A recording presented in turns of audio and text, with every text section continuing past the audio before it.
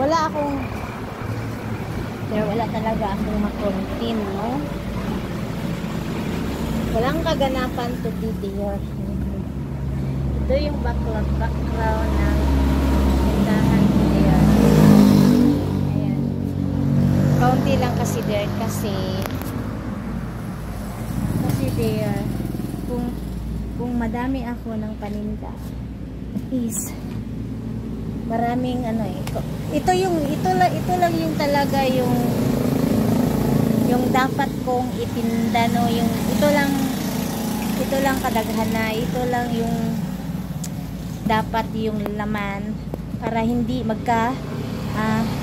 sira-sira yung prutas, yung maaabutan ka ng masisira, so maalakansi ka talaga. So ito na lang parang ano na lang to dito, parang piso-piso, may 5-5 pa, may 10-10, ganun talaga yung ceiling lang dito.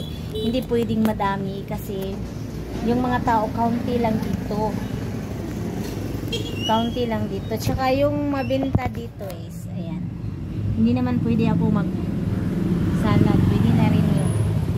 Hindi naman pwede magbenta ako ng mga mga vegetable kasi pagod din yun.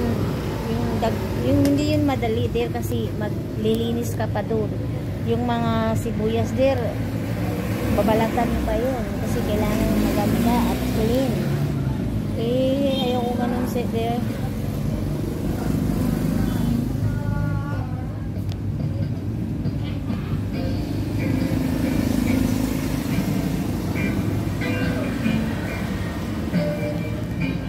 Ayaw ko ng ganun there. So kasi there